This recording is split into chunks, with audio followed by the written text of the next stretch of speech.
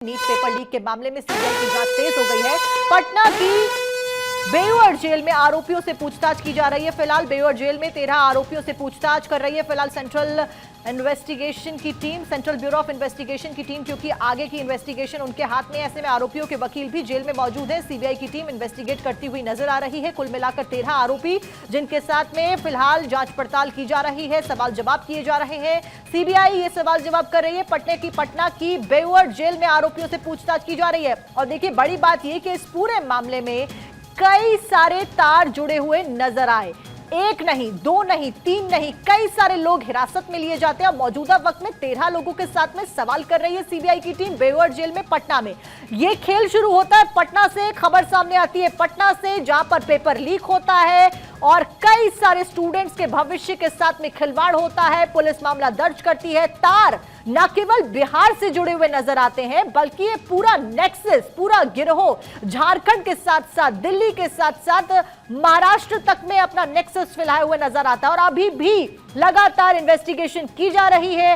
आए दिन नए खुलासे हो रहे हैं और ऐसा माना जा रहा है कि आज फिलहाल अभी जो मौजूदा वक्त में इन्वेस्टिगेशन की जा रही है, आगे उसके आधार पर भी कई सारे लोगों के नाम सामने आ सकते हैं। आरोपियों के वकील भी फिलहाल अंदर पुलिस स्टेशन में मौजूद हैं और पटना की बेउर जेल में यहां पर आरोपियों के साथ में पूछताछ की जा रही है। बेउर जेल में 13 आरोपियों के साथ में पूछताछ कर रही है टीम। वहीं दूसरी तरफ स्टूडेंट्स बहुत ज्यादा गुस्से में हैं। अभी भी उनका जो गुस्सा है वो शांत नहीं हुआ है और साथ साथ में अभिभावक भी सवाल खड़े कर रहे हैं, क्योंकि एक स्टूडेंट का नहीं, दो का नहीं, लाखों स्टूडेंट का भविष्य यहां पर स्टेक पर। ऐसे में धनंजय ज्यादा जानकारी के साथ हमारे साथ जुड़ गए। धनंजय, क्या कुछ अपडेट पूरे मामले के ऊपर?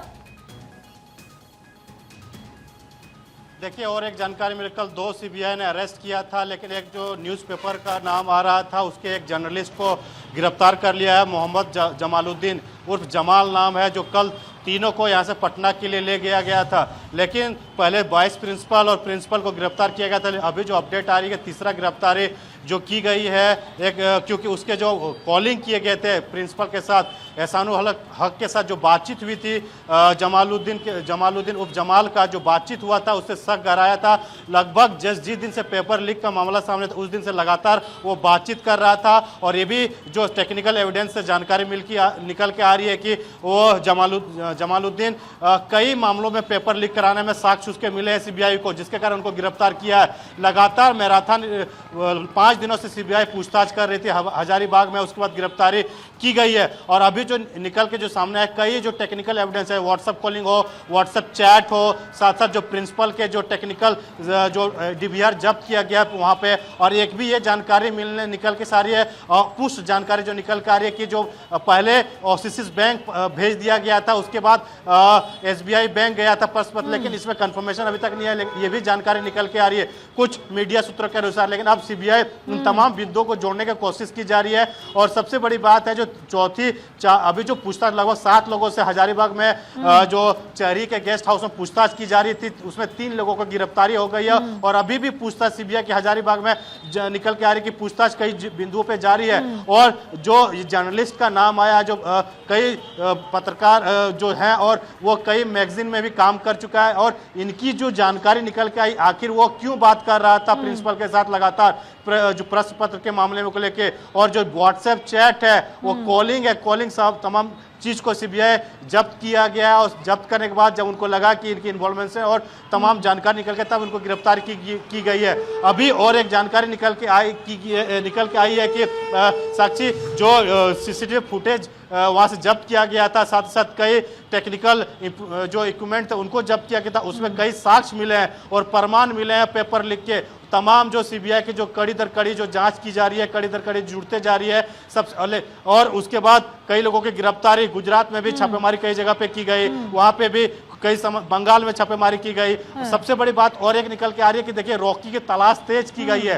रॉकी वही शख्स है जिन्होंने प्रश्न पत्र को व्हाट्सएप के माध्यम से यहाँ से भेजा था सॉल्व करा के, और उन्हीं को यह जानकारी है किन किन लोगों ने प्रश्न पत्र को सॉल्व किया है। और जो प्रश्न पत्र उनके पास जो एक दिन पहले आ गया था, जिनके माध्यम से ये तमाम जानकारियां सीबीआई जुटाने की कोशिश की जा रही है। लेकिन अभी जो फिलहाल जानकारी, कड़ियां बहुत सारी हैं और कई सारे लोग गिरफ्त में आए हैं। हैं। ऐसे में एक के बाद एक कड़ी को जोड़ना काफी लंबा प्रोसेस नजर आता है। ऐसे में अस्मित भी लगातार हमारे साथ में बने हुए हैं। अस्मित, फिलहाल गुजरात में 7 जगहों पर सीबीआई का सर्च ऑपरेशन चल रहा है।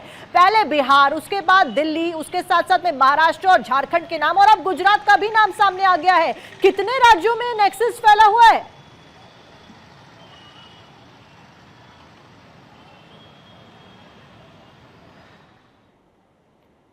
तो देखिए अस्मित, आप तक हमारी आवाज पहुंच रही है? सीबीआई अपने नतीजों पर पहुंचना चाहती है कि जल्द वो नतीजे पर पहुंचे और इसीलिए अपने एक्शंस को तेज किए हैं। हजारीबाग के कल जो प्रिंसिपल थे ओसी स्कूल के, उनका आज मेडिकल कराया गया है यहाँ पे हॉस्पिटल में, और यहाँ मेडिकल कराने के बाद उनको सीबीआई अपने साथ लेकर के फिर से जी